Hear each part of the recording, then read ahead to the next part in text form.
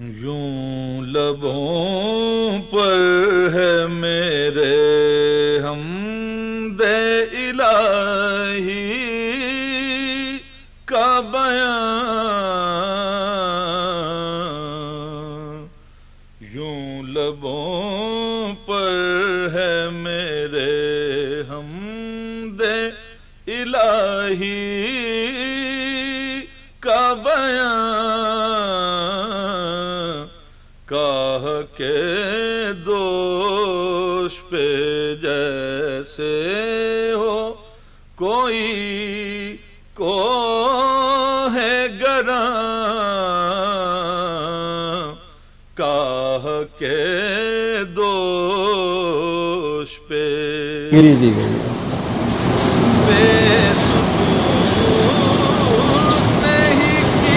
حدیث ہے کہ دنیا آخرت کی کھیتی ہے۔ اب جو بولو گے وہ تمہاری جیب میں ہے۔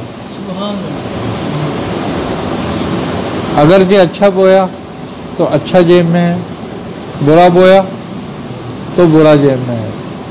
خالی ہو جانے سے مراد اس کو کلوز کر دیا جاتا ہے کہ کھاتا ہے جتنا تیار کیا اس کے بعد بند کر دیا اس کو۔ اب وہ بند ہو جاتا ہے جو آپ نے ارادے سے کیا، اور ارادے سے اچھا کیا یا برا کیا، لیکن جو پیچھے چھوڑ جاتے ہیں وہ چلتا رہتا ہے، چاہے وہ صدقہ جاریہ کے تحت ہو، چاہے وہ گمراہی یا گناہ جاریہ کے تحت ہو۔ جو تم نے اگر کسی گناہ کی بنیاد رکھی ہے، کسی گمراہی کی بنیاد رکھی ہے، تو جب تک لوگ اس سے گمراہ ہوتے رہیں گے تمہارے کھاتے میں رہیں گے، کھلا رہے گا۔ اور اگر تم نے کسی اچھی چیز کی، کسی نیکی کی بنیاد رکھی ہے، جب تک لوگ اس کو کرتے رہیں گے تمہیں اس کا صلہ ملتا رہے گا۔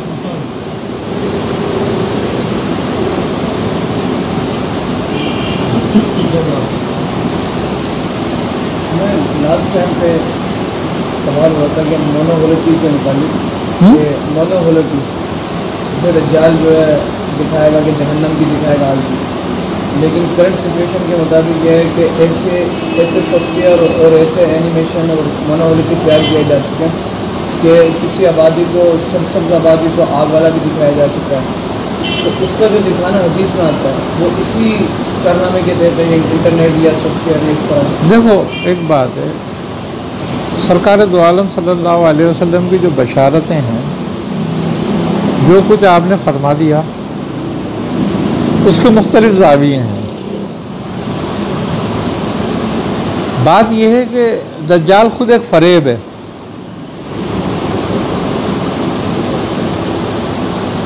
اور آج جو کچھ ہے وہ سب فریب ہے۔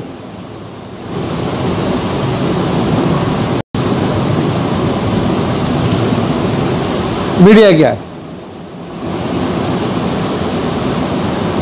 اچھا، مزے کی بات یہ ہے کہ دجالی ایک سسٹم ہوگا، دجال ایک شخص ہوگا، کبھی بھی ظاہر ہو، کیونکہ یہ بات تواتر کے ساتھ ہے، وہ ایک شخص ہے۔ اب کسی بھی چیز کو لانے کے لیے جب کسی چیز کا گراؤنڈ بنایا جاتا ہے تو اس کے پیچھے ایک مخصوص قوتیں ہوتی ہیں، اور دجال جو ہے شیطان کی آخری شکل ہوگی جس میں وہ ظہور کرے گا، یہ گویا شیطان ہی ظہور کرے گا۔ اب وہ نام اس کا چاہے دجال ہو، کیونکہ جو تواتر سے حدیث ہے اس میں دجالی کا ذکر آیا ہے ایک آنکھ کا۔ اب وہ کس صورت میں کہاں کہاں ظہور کرتا ہے؟ اچھا، اب مزے کی بات یہ ہے کہ دجال پیدا ہو گیا ہے یا پیدا ہوگا، یا دجال موجود ہے۔ حضرت نوح نے بھی اس کا ذکر کیا ہے، اپنی قوم کو ڈرایا ہے، تو اس کا مطلب کیا ہے؟ ظہور باقی ہے اس کا۔ نبی کریم صلی اللہ علیہ وسلم نے بھی اس کا ذکر کیا، جس پر حضرت عمر فاروق رضی اللہ تعالیٰ نے فرمایا کہ کیا میں اس کو قتل کر دوں جا کے؟ تو آپ نے کیا جواب دیا؟ آپ نے فرمایا کہ اے عمر، اگر وہ دجال ہے تو اس سے ختم نہیں ہوگا، اور اگر وہ دجال ہے تو ناحق قتل ہوگا، نہیں ہے تو۔ کچھ صحابہ کرام کی ٹیموں نے ایک جنگل میں اس کو دیکھا بھی کہ زنجیروں سے بندھا ہوا ہے، انہوں نے آنے کا ذکر بھی کیا، تو اس نے باقاعدہ طور پر اس نہر کے بارے میں پوچھا، دریا کے بارے میں، کیا وہ خشک ہو چکا ہے؟ کیونکہ جب وہ خشک ہوگا تو اس کا نزول، اس کا ظہور ہوگا، خروج کرے گا وہ، اور جب وہ خروج کرے گا امام مہدی کا ظہور ہوگا۔ اچھا، اب اس کے آنے سے پہلے یہ ہوگی کہ طاغوتی قوتیں جو ہیں وہ غلبہ کریں گی، یعنی کہ وہ اتنا غلبہ کریں گی، اتنا غلبہ کریں گی کہ پوری دنیا کو وہ اپنے لپیٹے میں لے کر اور اپنے تصرف میں لے لیں گی، اور جب اس کو اپنے تصرف میں لے لیں گی تب اس کا جو ہے خروج ہوگا۔ اس کی سب سے بڑے اعلیٰ کار جو ہے نا وہ یہود اور نصارہ ہیں۔ اچھا، آج ایک بات ہے بڑے مزے کی، دنیا کے ہر مذہب کا کانسیپٹ ایک موجود ہے، جس طرح اسلام میں ہے اس طرح دنیا کے ہر مذہب میں ایک کانسیپٹ موجود ہے کہ ایک مسیحا آئے گا، نجات دہندہ۔ ہر مذہب میں یہ کانسیپٹ موجود ہے، تو وہ اب جو اصل نجات دہندہ ہے اگر جس پر ہم حق کہیں وہ صرف مسلمانوں میں ہے، کیونکہ جس کی بشارت آقا نامدار صلی اللہ علیہ وسلم نے فرمائی، بس ہمارا تو یہ یقین ہے کہ وہی نجات دہندہ ہے جس کی آپ نے بشارت فرمائی کہ وہ نجات دہندہ ہوگا، باقی سب دجال ہیں۔ باقی جتنے بھی مذاہب میں جو موجود ہیں باتیں وہ صرف دجالی کے لیے ہیں، وہ پھر مطلب کسی مخصوص طبقے کے لیے ہی ہوں گے، طبقے کے لیے، امام مہدی پوری عالم انسانی کے لیے ہوں گے، وہ فلاح انسانی کے لیے آئیں گے نا ایک بار اور۔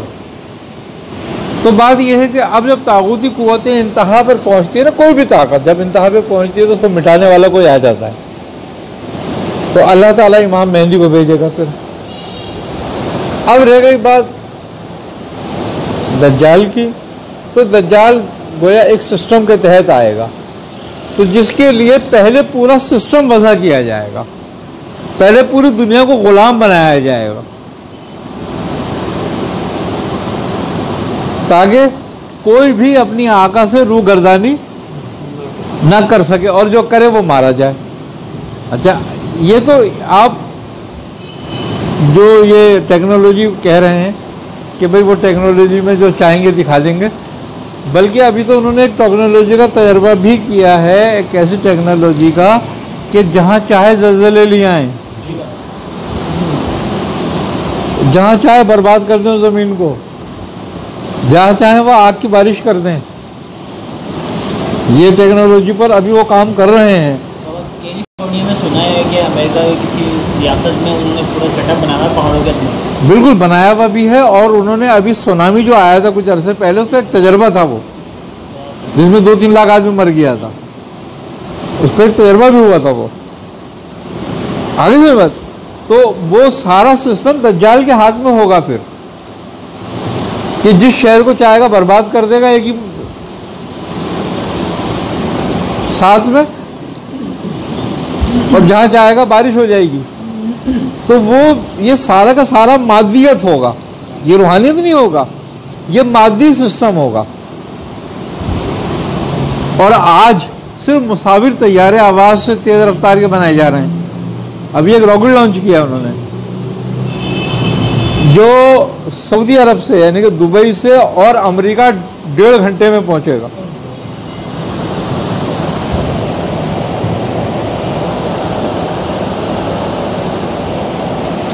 تو کتنی تیز سسٹم ہوگا۔ تو ابھی ہماری تو سوچ میں بھی نہیں ہے جو ٹیکنالوجی وہ لوگ کام کر رہے ہیں۔ اچھا، مسلمانوں کو انہوں نے صرف فرقوں میں پھنسا دیا ہے، مسلمانوں تو آپس کے گریبان دے دیے ایک دوسرے کے ہاتھ میں کہ تم اس پہ لڑتے رہو، ٹیکنالوجی کی طرف دیکھو ہی نہیں۔ جس کو وہ ترک کرتے ہیں اس کو تم اپناتے ہو. جی جس کو چھوڑ کے نکل جاتے ہیں وہ ہمارے کھاتے میں آتا ہے. وہ ہمارے کھاتے میں آتا ہے. اچھا وہ مزے کی بات یہ کہ اس سے ہم سے کما کے آگے کی راہ کھولتے ہیں. وہ خود انویسٹ نہیں کرتے کچھ بھی, وہ تم سے ہی کما کے آگے کے راستے کھول لیتے ہیں پھر اپنے لیے, اور تمہیں اس میں پھنسا کے چلے جاتے ہیں آگے. تو یہ ایک دجالی سسٹم ہوگا, اور یہ اس کی نشانی ایک آنکھ ہوگی. سب اسی کے تحت ہوں گے. آج ورلڈ آرڈر جو قائم کر رہے ہیں وہ کیوں کر رہے ہیں؟ یہاں تک کہ تم اپنی کھیتی بھی اپنے بیج سے نہیں بو سکو گے. پھر آگے کیا ہوگا تمہارا انجام؟ پھر وہی بات ہوگی نا کہ اس کے ہاتھ میں رزق ہوگا, وہ کہے گا بول بندہ کس کا. یہ اسی سسٹم کے تحت ہو جائے گا. اور آپ کے حکمران, آپ کے لوگ ان کے اعلی کار ہیں. آپ کا تمام مالدار طبقہ ان کا اعلی کار ہے. آپ کی بڑی بڑی این جی اوز ان کے اعلی کار ہیں. آپ کے بڑے بڑے فلاحی ادارے ان کے اعلی کار ہیں.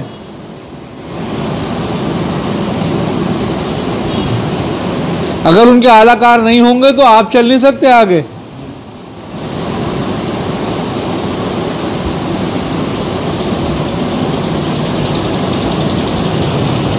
جو ان کے سسٹم میں نہیں آئے گا نا, وہ تو روٹی بھی نہیں کما سکے گا اپنی.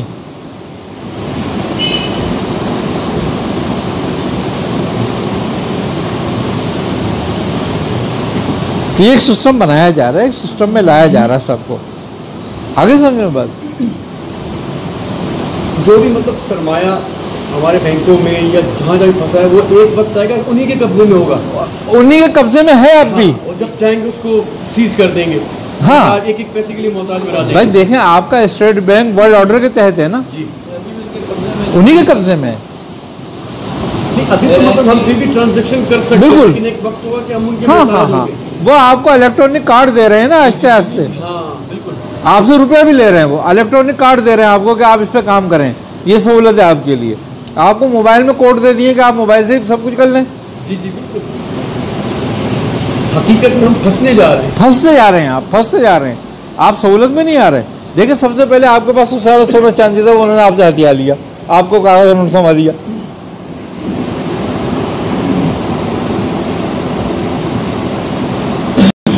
تو بات یہی ہے کہ آپ خود پھنس رہے ہیں اور آپ کے لوگ ہی ان کے ساتھ مل کے آپ کو پھنسا رہے ہیں, کیونکہ وہ بظاہر مسلمان ہیں.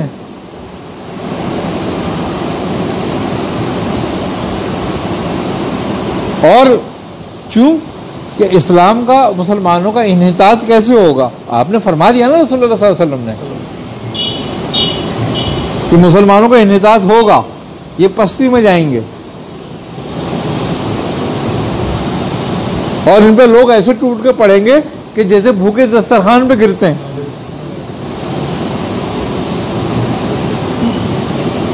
تو آپ آج بھی جو کماتے ہو انہی کے لیے کماتے ہو, اپنے لیے کچھ نہیں کماتے.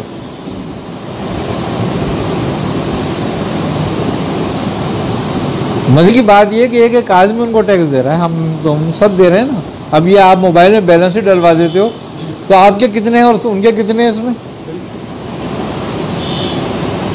اب مزے کی بات یہ ہے کہ 100 پہ 25 روپے لے رہے ہیں آپ سے وہ. ایک تہائی کتنی بڑی رقم لے رہے ہیں آپ سے وہ, اور آپ خوش ہو کے دے رہے ہو, اور خود جاتے ہو دینے کے لیے کہ لو بھائی لینا ذرا یار. یہ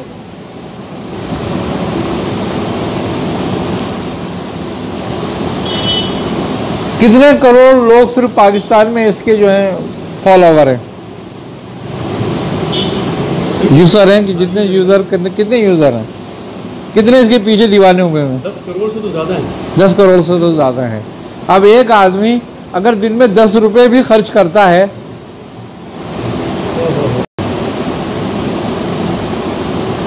اربوں میں چلی گئی بات, اربوں میں چلی گئی بات, تو پھر آپ کنگلے ہوتے جا رہے ہو, وہ مالدار ہوتے جا رہے ہیں. اور تمہیں تو خالی لڑا دیا ہے, خالی تم تو بس فرقوں پہ لڑتے رہو اپنے. تو کافر, تو مومن, میں مومن, تو کافر, اسی پہ جھگڑا کرتے رہو بس.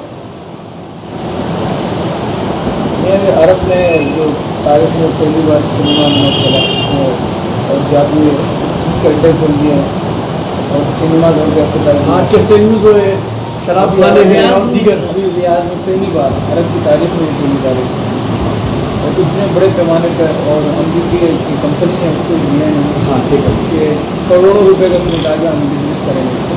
کس نے دیا ہے آپ کو؟ سلمان جو ہے اس وقت جب ختم ہو گیا ہاں ایجنٹ بن گیا وہ. بات یہی نہیں ہے، بات یہ نہیں ہے بھائی ان کو تم کیوں روتے ہو؟ ان کو تو رونا بیکار ہے نا. ہمارا تو بڑے بڑے جو کرتا دھرتا ہیں، جو بڑے بڑے اسلامی لیڈر ہیں، جو بڑے بڑے وہ ہیں، وہ تو وہاں سجدہ ریز ہوتے ہیں.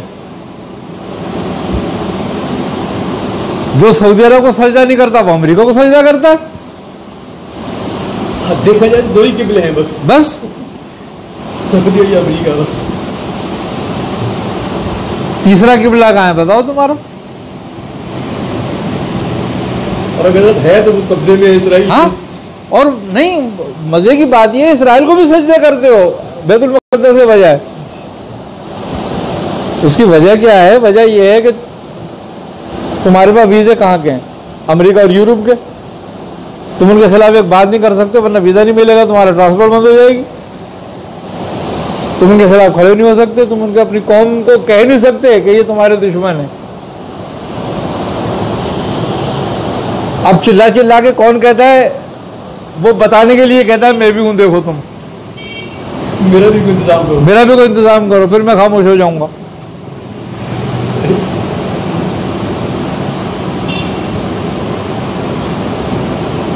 جس کی نہیں سنتے ہو چلا کے کہنے لگتا ہے. پھر ان کو برا بھلا کہتا ہے چلا کے، تاکہ یہ ہے کہ وہ ہمارے ایک جاننے والے تھے، اللہ انہیں غریق رحمت کرے، بیچارے ان کا انتقال ہو گیا. وہ جماعت اسلامی کے امیر تھے گولی مار کے. الطاف شاہد نام تھا ان کا. تو پھر وہ جماعت اسلامی سے نکل گئے تھے، طائب ہو گئے تھے. یہ شمس الدین بندگی صاحب سے وہ مرید ہو گئے تھے. تو پھر میرے سے بھی ان کے اچھے تعلقات تھے ذرا. تو ایک دن اتفاق تو ایسا ہوا کہ انہوں نے ہماری دعوت کری اپنے گھر پہ. تو ہم ان کے گھر گئے. تو ان کے بیٹے جو تھے وہ تربیت لینے افغانستان گئے ہوئے تھے. یہ سن 1995 کی بات بتا رہا ہوں میں آپ کو، 95-96 کی. تو میں نے ان سے بولا یار، میں نے کہا تم تو پڑھے لکھے آدمی ہو، تمہارے وہ شاعر بھی تھے، تمہارے بچے بھی ماشاءاللہ پڑھے لکھے ہیں، لیکن وہ تربیت لینے افغانستان کیوں گئے؟ تمہارا تو جماعت سے تعلق بھی نہیں رہا. انہوں نے کہا نہیں، میں نے تعلق تو ختم نہیں کرا جماعت سے اپنا، لیکن ان کے عقائد پر نہیں ہوں میں بس. اب عقیدہ میرا اپنا ہے. اب آئی سمجھ میں بات. لیکن یہ ہے کہ بات یہ ہے کہ یہ ضروری تھا. میں نے بولا بھائی ضروری کیوں تھا ایسا؟ کوئی تم نے کوئی ٹیررسٹ بنانے ہیں، کوئی دہشت گردی کرنی ہے، کیا کرنا ہے تم نے؟ پھر کہنے کہ نہیں یہ دہشت گردی یا ٹیررسٹ کا مسئلہ نہیں ہے ہونے کا. میں نے کہا پھر؟ کہنے کا یہ ہے کہ اگر وہ وہاں پر افغانستان میں جہاد کی تربیت لے لیتے ہیں تو انہیں امریکن کونسل سے ویزا آسانی سے مل جائے گا.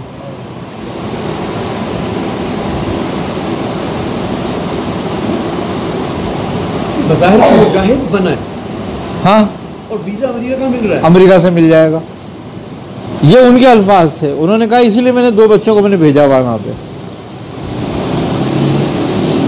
اور سب سے زیادہ ویزے انہی لوگوں کو ملے امریکہ کے اور کینیڈا کے. یعنی کہ وہاں سے تربیت دلواتے تھے، ان کو ٹیررسٹ پہلے ڈکلیئر کرتے تھے وہاں پر، پھر ان کو یہاں ویزے دیتے تھے، وہاں جاتے تھے، وہاں ان کے ذہن بناتے تھے، پھر ان کو واپس بھیجتے تھے یہاں پر. پالیسی دیکھو تم کتنی زبردست ہو. بظاہر وہ میں نے بولا یار تمہارے لوگ تو کہتے ہیں گو امریکہ گو، کہنے وہ کہتے ہیں چلو امریکہ چلو.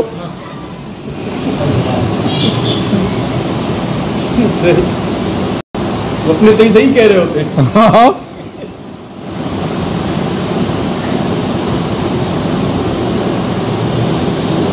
یار خوب ہے تمہاری بات بھائی. اور واقعی پھر ان کے بیٹوں کو ویزے ملے. وہ جانے سے پہلے مجھ سے ملنے آئے.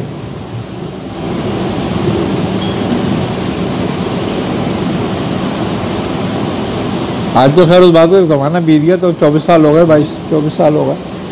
جب کی بات بتا رہا ہوں میں تمہیں، جب یہ ٹیررزم اپنے عروج پر تھا، سمجھ لو. افغان وار جو ہوئی. تو بھائی بات یہ ہے، تمہارے دوست کوئی بھی نہیں ہے، تمہارے دوست تو تمہارے اپنے بھی نہیں ہیں.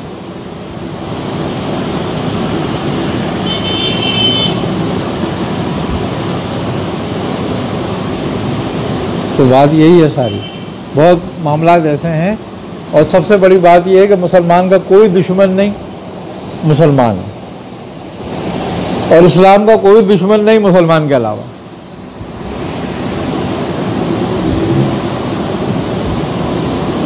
اس کو جتنا مضبوط مسلمانوں نے کیا تھا نا ابتدائی دور کے،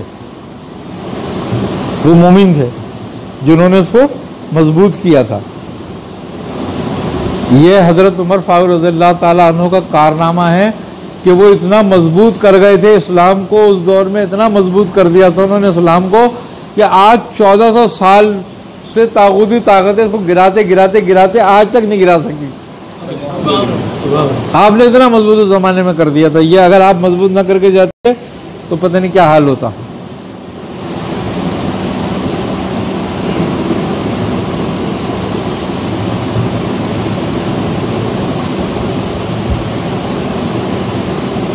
سازشیں تو اسلام کے لیے جب سے شروع ہو گئی تھی نا، جب آپ کو شہید کیا گیا تھا. آپ کو شہید اس لیے کیا گیا تھا کہ اگر یہ کچھ دنوں اور رہ گئے تو یہ پوری دنیا کو فتح کر لیں گے. اور واقعی اگر اب وہ مشیت الہی کیا ہے وہ تو اللہ ہی بہتر جانتا ہے. آپ کی شہادت مشیت الہی کے تحت تھی کہ وہ اللہ کیا چاہتا تھا، ورنہ تو واقعی ایسا کر جاتے کہ ان کے نام و نشان کو نابود کر دیتے.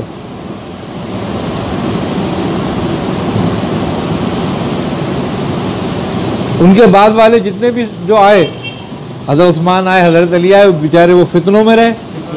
ان کا دور فتنوں کا تھا، پرفتن دور تھا وہ. پھر یہ کیا وجہ ہے میاں حضرت عمر فاروق کو فتنوں کا سامنا نہیں ہوا؟ جہاں آپ گئے آپ نے اپنا جھنڈا وہاں پر جاری کرا گیا. آپ مولا حضرت علی سرکار دو عالم صلی اللہ علیہ وسلم نے فرمایا کہ صحابہ کرام سے کہ اے لوگوں، جب تک یہ شخص تم میں موجود ہے تم میں فتنہ نہیں آئے گا. حضرت عمر کے بارے میں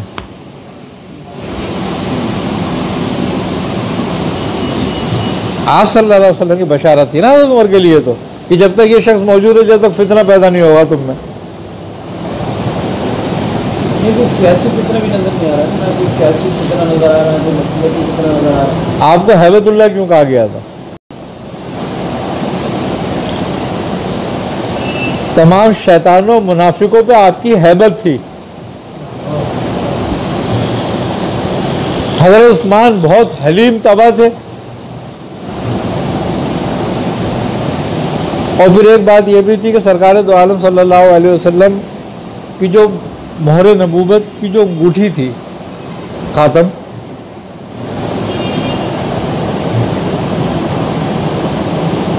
وہ کنویں میں گر گئی تھی،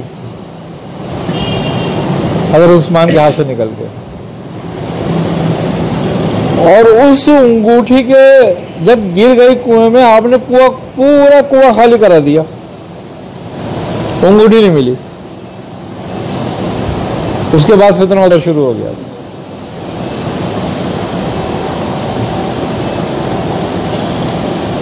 مہر نبوت کی بھی یہ تاثیر تھی کہ لوگوں قلوب میں ہیبت تھی.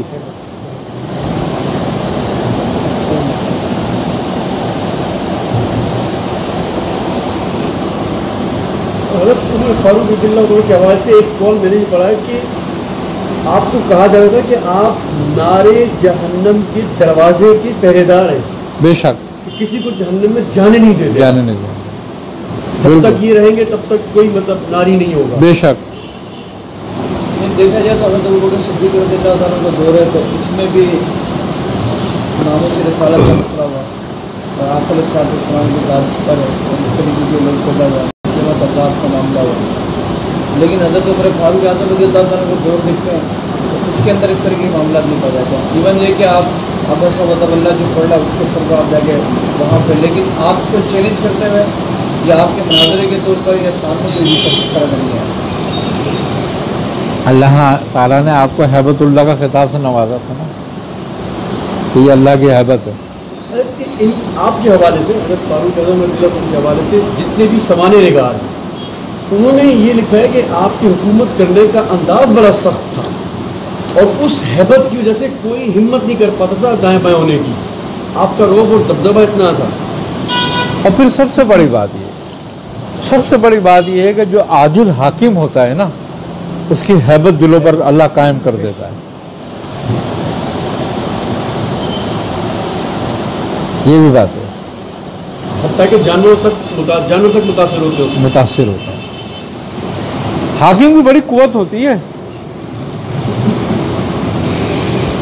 اس کی پشت میں دست قدرت ہوتا ہے جو عادل حاکم ہوتا ہے۔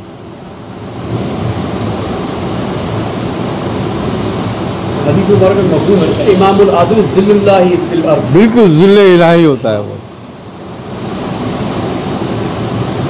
اللہ کی رحمت کا سایہ ہوتا ہے دنیا میں۔ ابھی ہم جس دور میں لے رہے ہیں اب ہم ابھی تو یہ حال ہے، اب ہم اپنی نسلوں کے بارے میں سوچتے ہیں تو وہ تو اور برا حال کا وقت ہے، اللہ کی نسلوں کو معاملہ رکھتے ہیں۔ اب ہم تو کیا کریں گے، ہر ایک جگہ سے ہمیں سگنل تو اچھے نظر آ رہے تھے کہ یار اب شاید کوئی دین نافذ ہو جائے گا، اب کوئی نظام مصف آ جائے گا، لیکن ہم کون سے ایسے تصویر پڑھیں یا کس کی نیاز دلائیں؟ مقصد یہ ہے کہ ایک بات یہ بتاؤ کہ تمہارا پاکستان کتنے فیصد مسلمانوں پر ہے؟ بولو، ہیں 98% مسلمانوں میں ہیں۔ اور خوبی کی بات یہ ہے کہ دین اسلام کو سب سے زیادہ خطرے میں دین اسلام یہیں رہتا ہے۔ بھائی آپ منتخب کرتے ہو نا لوگوں کو، آپ لاتے ہو نا آگے، تو آپ جس کو لاتے ہو وہی تو آتا ہے حکومت میں۔ اچھا رہ گئی نظام مصطفیٰ کی بات، آپ ووٹ دیتے ہو بھٹو کو سیکولرزم پہ نام پر اور قائم کرتے ہو کو بات کرتے ہو نظام مصطفیٰ۔ یہ ہمارے جو ووٹ کا جو سلسلہ ابھی بروی ٹاؤن کے اندر یہ بشانی ہے، اس نے تحریک انصاف کی سیٹ کو خریدا۔ اب مسئلہ ہے کہ ہمارے یہاں تو ووٹ سے تو ہمارا کچھ بھی نہیں ہونے والا، میں سیٹیں تو بکی ہوئی ہوتی ہیں۔ چلو ووٹ سے نہیں ہوگا، مان لیا تمہاری بات کہ ووٹ سے نہیں ہوتا، سیٹیں بک گئیں۔ سیٹیں خریدتا کون ہے؟ جو پیسہ ہے جس کے پاس، جو ایجنٹ ہیں، ٹھیک ہے۔ اور جن سے سیٹیں خریدتے ہیں ان کو سیٹوں پہ لاتا کون ہے؟ یہ تو مخصوص طبقہ نا، میں امیر ہے وہ ایک چھوٹا امیر اس سے بڑا امیر ہے، وہ اس کو خرید کے اس کو دے رہا ہے، یہ سلسلہ یہی ہے نا۔ لیکن یہ سب سے چھوٹے والے جو ہے نا، یہ تو ووٹ پہ چھپا لگا کے آتے ہیں۔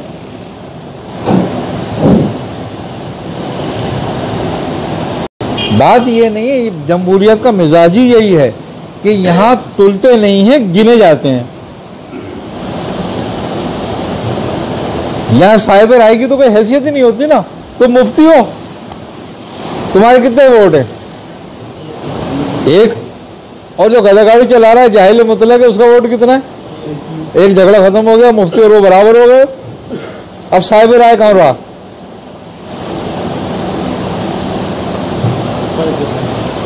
بھائی صاحب الرائے کون ہو گیا؟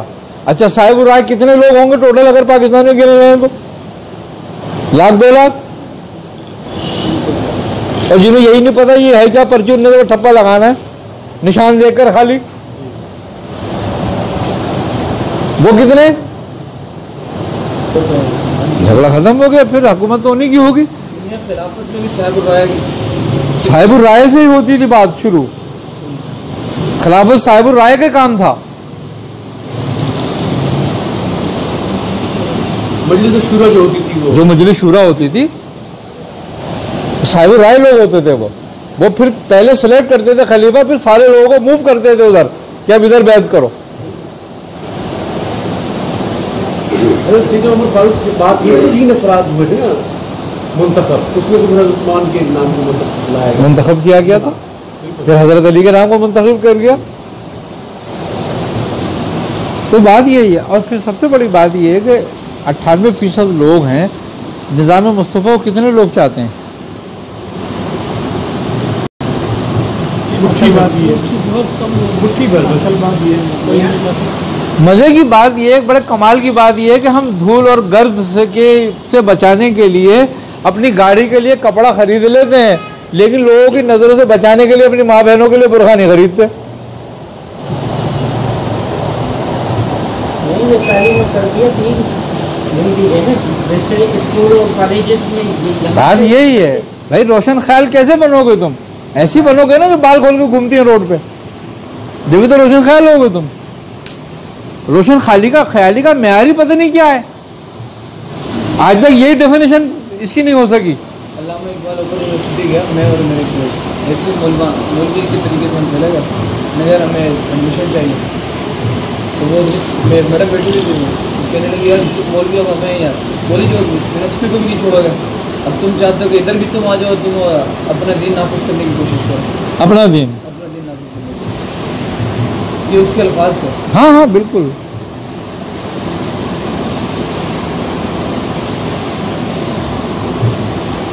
انتخابات میں کس کو منتخب کریں؟ تین بڑی پارٹیاں تو وہی ہیں، یہ ہے کہ کچھ چھوٹا ہے، بڑا ہے۔ مقصد یہ ہے کہ تمہارے منتخب کرنے سے کیا ہوگا، جن کا منتخب انتخاب پہلے ہو چکے گا وہی منتخب ہوں گے۔ بات تو یہ ہے، تمہارے بیلٹ باکس تو پتہ نہیں کہاں جاتے ہوں گے۔ الیکشن تو کبھی نہیں ہوتا، سلیکشن ہی ہوتا ہے، سب پہلے منتخب۔ سلیکشن ہی ہے بس، الیکشن کو چھوڑ دو، اب سلیکشن میں نظام مصطفیٰ نہیں ہے بار کا۔ وہ تو ترکی کا جو صدر ہے طیب اردگان، یہ کوئی الیکشن کے طریقے سے دنیا پوری قوم اس کے ساتھ کھڑی ہوئی، اور ابھی ظاہری طور پر اس کے اعمال اور افعال اس کے سمجھ میں آ رہے ہیں کہ ابھی وہ اسلام کے لیے بات بھی کر رہا ہے، اسلام کے لیے جو ہے لوگوں کو برما کے حوالے سے بھی اس کا بڑا بہترین کارنامہ نظر آیا۔ اچھا یہ بتاؤ کہ قوم لیڈر پیدا کرتی ہے یا لیڈر قوم بناتا ہے؟ جھگڑا ختم ہو گیا، لیڈر قوم بنا رہا ہے۔ تمہارے تو سرے محل اور ایون فیڈ سے جان نہیں چھوٹتی۔ آج ایک نئی حکومت نے اسکیم نکالی ہے نا کہ اپنا کالا دھن سفید کر لو، آ جاؤ 2% ہے 2%۔ 2% پہ کیوں کر رہے ہیں؟ اس لیے کہ اب برطانیہ ایکٹیو ہو گیا، امریکہ ایکٹیو ہو گیا، یورپ ایکٹیو ہو گیا کہ بھائی ان کی دولت کتنی کتنی قبضہ کرو۔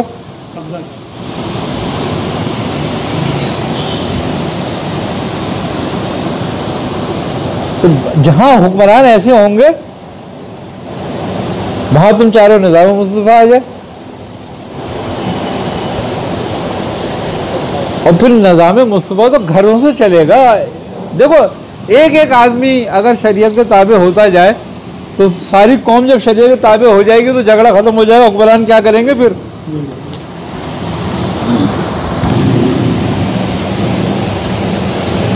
تمہارے پاس کوئی ایسی تحریک ہے کہ تم یہ کہو کہ بھائی ہم اپنا فیصلہ برٹش لا کے تحت نہیں، اسلامی لا کے تحت کرنا چاہتے ہیں؟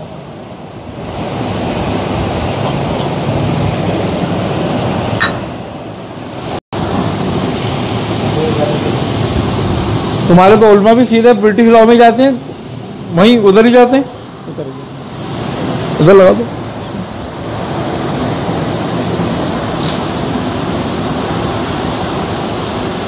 تو بات یہی ہے ساری کہ بھائی ہم نیچے ہی نظام مصطفیٰ قائم کرنا نہیں چاہتے تو اوپر کیسے ہو جائے گا؟ ہمیں ضرورت بھی نہیں ہے اس بات کی، نظام مصطفیٰ ہم سے برداشت بھی نہیں ہوگا۔ یہ بات ہے، نظام مصطفیٰ کی چھوٹی سی بات ہے کہ جو تو اپنے لیے پسند نہیں کرتا اپنے بھائی کے لیے پسند نہ کر، ایسے کیسے کر لو گے تم؟ یہ تو پاکستانی قوم کے مزاج کے ہی خلاف ہے، خلاف بات ہو گئی۔ ایسے پھر نظام مصطفیٰ کے نعرے لگاتے پھرتے ہو خواہ مخواہ۔ میں نہیں چاہتا کہ کوئی مجھے گالی بکے یا برا بھلا کہ اور میں بیٹھ کے سب کو گالیاں دوں۔ تو یہ کیسا نظام مصطفیٰ ہو سکتا ہے؟ پھر آ سکتا ہے نظام مصطفیٰ کی چھوٹی سی بات کر رہا ہوں، میری تم سے برداشت ہو جائے یہ والی بات، تو پھر نظام مصطفیٰ کی بات کرو۔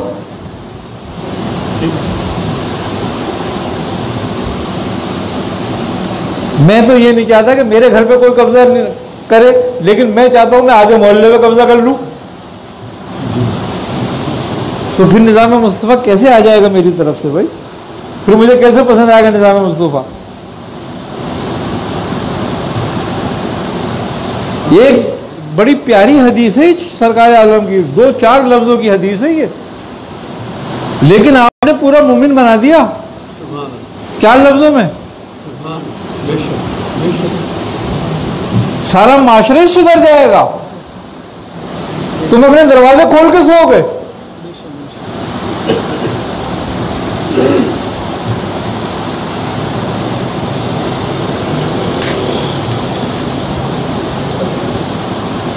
آپ نے تو وہ کمال باتیں فرمائی ہیں کہ اگر ایک بات پر عمل کر لو پورا نظام مصطفیٰ مت لاؤ، خالی اس بات پہ عمل کر لو، یہی قانون نافذ کر لو اسی حدیث کا. معاملات تو سارے اسی سے طے ہوتے، اسی سے تو ہو جائیں گے. عبادات ہیں وہ اپنی اپنی ہیں. ارے یہ کمال اخلاق ہے جس کا فائدہ کافر کو بھی ہوگا، تمہارے سے مومن کو بھی ہوگا.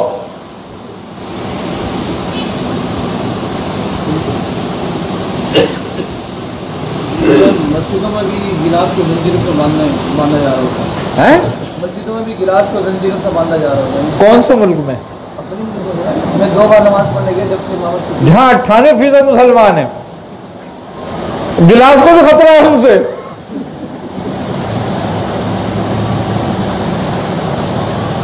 سبھی لوگ زنجیروں سے باندھتے ہیں.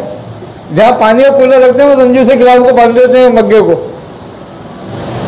پورا کھڑا بھی نہیں ہو سکتا پی سکتا، جھک کے پینا پڑتا ہے اس کو پانی بھی.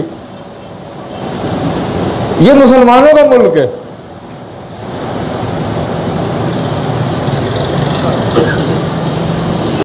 جن سے گلاس بھی محفوظ نہیں ہے پانی کا.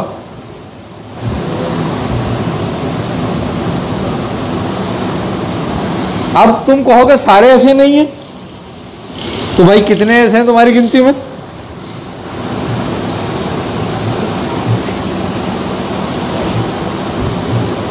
تو بات یہی ہے، کمال بات ہے یہ بات. مسلمانوں کی، یہ مسلمانوں کا ملک ہے. اچھا جاؤ کافروں کے ملک میں چلے جاؤ، کہیں بھی کوئی بدعا نہیں ملے گا، کہیں کوئی چیز تمہیں ایسی.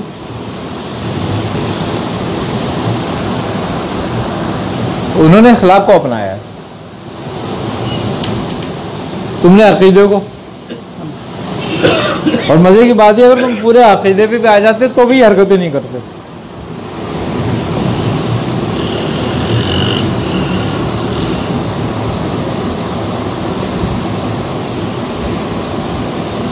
اعتراض ہمارا اس بات پر ہوگا جس بات کا کوئی سر پیر ہی نہیں ہوگا.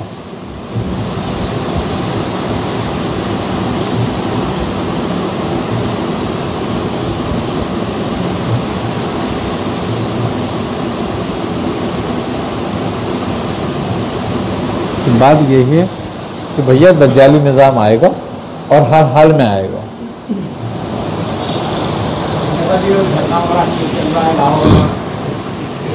اللہ انہیں کامیاب کرے بھائی، اللہ تعالیٰ ان کو کامیاب کرے.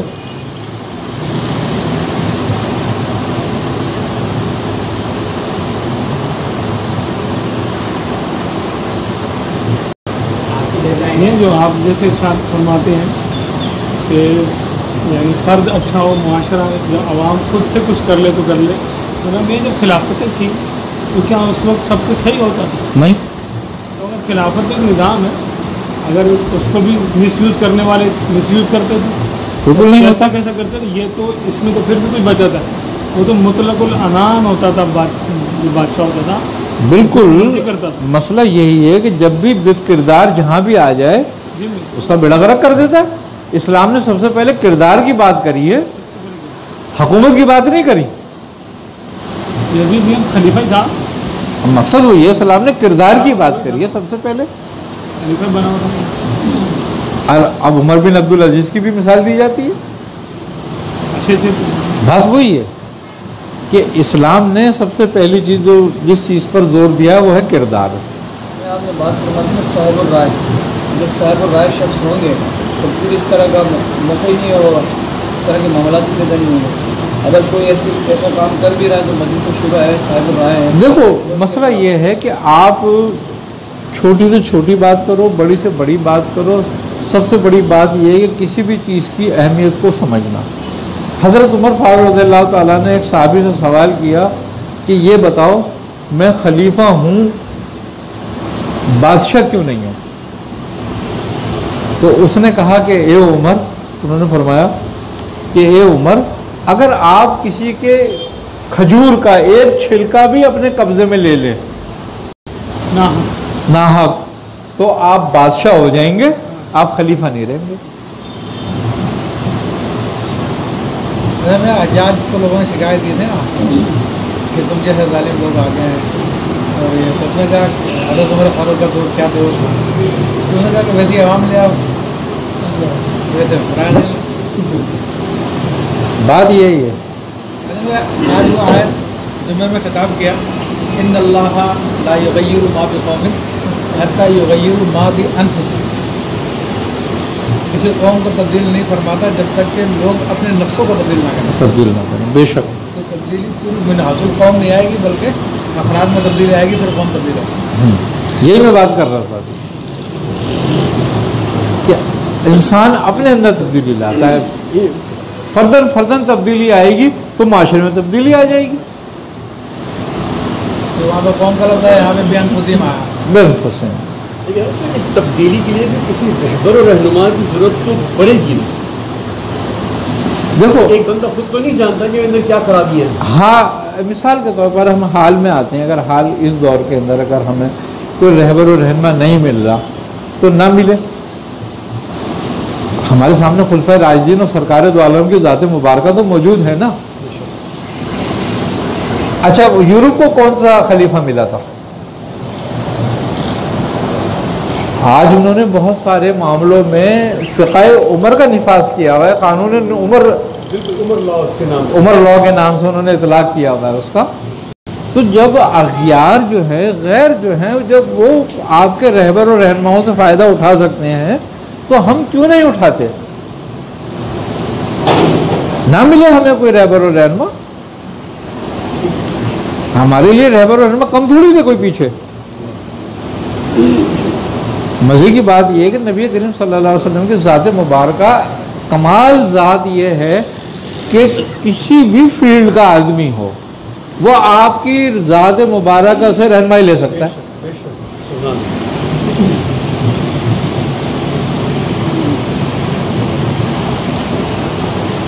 جس قوم کو اللہ رب العزت نے اتنا کمال کا رہنما عطا کیا ہو اور وہ قوم پھر رہنما ڈھونڈتی پھر رہی ہو،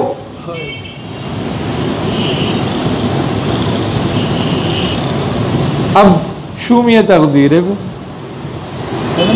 بات سمجھ میں آتی ہے کہ عوام کی اصلاح سے زیادہ لیڈروں کی اصلاح کی ضرورت ہے۔ بالکل، اصل ضرورت ہی ان کی اصلاح کی ہے، اور خالی ان کی اصلاح کی ضرورت نہیں ہے بلکہ چھتروں کے ساتھ ہے۔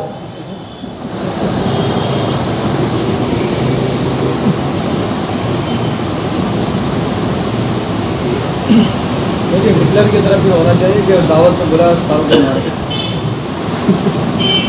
ہٹلر کی طرح ہونا چاہیے کہ دعوت میں بلایا ساروں کو، پھر ساروں کو ایک بار ختم کر دیا۔ بہرحال اللہ بہتر کرے، یہ ختم ہونے والے نہیں، اس لیے کہ وہ حضرت علی کرم اللہ وجہ کا فرمان ہے کہ اپنی ماں کی گودوں میں اور ان کے پیٹوں میں موجود ہیں، ان کے ایجنٹ تو ہر جگہ موجود ہیں۔ ویسے میاں اس وقت اوورال جو مسلمانوں کی حالت ہے تو اس وقت یعنی یہ سمجھ لیں کہ عقل جو ہے حیران ہے اس میں کہ کیسے تبدیلی آئے گی۔ یہ سارے کے سارے حکمران ایجنٹ ہیں، اور اب تک ابھی سعودیہ میں جو خبریں آ رہی ہیں آج کل چین مال کھلنے لگے ہیں، اور وہ امام کعبہ پرانا وہ محمد عادل کلبانی نے اس نے جوئے کا اڈا کھلوایا، فتویٰ دیا، اور جا کے پہلا جوئے کا اڈا کھلا ہے وہاں پہ جدہ کے اندر، اور ایک شہر میں کھل گیا، اور 40 اور کھلیں گے، اس سے زیادہ کھلیں گے۔ پردے کے اوپر آگے بات کی برقع کا کوئی ضرور نہیں ہے، بس پردہ کرنا ہوگا۔ ابھی ڈرائیونگ لائسنس دے دیے عورتوں کو، تو انہوں نے ڈرائیونگ لائسنس دے دیا، اور بھی بہت کچھ۔ تو اب چلو یہ ایک سعودیہ کا نہیں بلکہ تقریباً سب کا ہی ہے۔ یہ ابو ظبی والے نے مندر بنوایا، اور خود خلیفہ شیخ خلیفہ گیا اس کے لیے، اور ہمارے یہاں پہ بھی صورت حال ہے۔ تو اس وقت تو عقل حیران ہے کہ کیسے تبدیلی آئے گی، کیسے ہوگا۔ یہ سب سرکار عالم کی بشارتیں ہیں جو ظہور کر رہی ہیں۔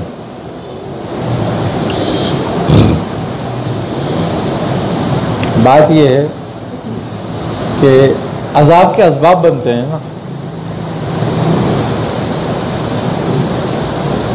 یہ حکمرانوں کی بات نہیں بلکہ جو نچلے درجے کے لیڈر ہیں یا بولنے والے اسپوکس مین ہیں وہ سب کے سب اب ایجنٹ ہیں. ہاں ہاں بالکل سر. دوست کے اندر دیکھیں کتنے 400 کے قریب مسلمان شہید کیے گئے. اور بچے حفاظ, کوئی اینکر کوئی ٹیلی ویژن. اللہ تعالیٰ انہیں غارت کرے ظالموں کو. دیکھیں 400 بچے اس طرح نونحال. پر بہرحال خدا کے غضب کو پکار رہے ہیں یہ, اور چیخ چیخ کے پکار رہے ہیں کہ ہم پہ غضب کر.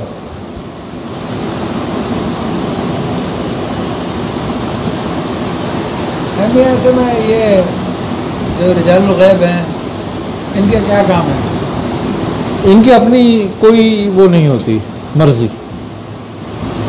یہ تو تابع ہوتے ہیں منشا کے. ہاں, جب حکم آئے گا کہ عذاب کرو تو کھڑے ہو جائیں گے. اچھا, جس قوم کو بیر عربی پہ لگایا جاتا ہے نا اس میں مجذوب آ جاتے ہیں, سالک کو ہٹا دیا جاتا ہے, کیونکہ وہ سالک جو ہوتا ہے وہ معترض ہوتا ہے نا, اور تو اس کو پھر وہاں سے ہٹا دیا جاتا ہے کیونکہ اس کا اعتراض بھی کام آتا ہے, اثر پڑتا ہے قوم پر اس کا. جب وہ معترض ہوتا ہے تو قوم میں بہت سارے معترض کرنے والے کھڑے ہو جاتے ہیں, اعتراض کرنے والے, جس سے یہ ہوتا ہے قوم تھوڑا سنبھل جاتی ہے. لیکن یہ ہوتا ہے کہ جب یہ دیکھا جاتا ہے کہ اب اس پہ عذاب ہی لانا ہے تو پھر وہاں سے سالکین کو ہٹا دیا جاتا ہے, مظلوم لے آیا جاتا ہے. اب وہ پتہ نہیں کب جب مظلوم آتا ہے تو وہ بے رحم ہوتا ہے, اسے تو کسی پہ اعتراض ہی نہیں ہوتا, تو کہتا ہے جو چاہے کرو,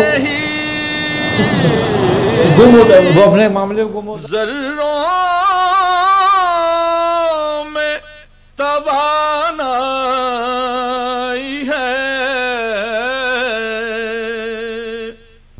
اس کے ہی اذن سے ہے, زیست کراں تا بکراں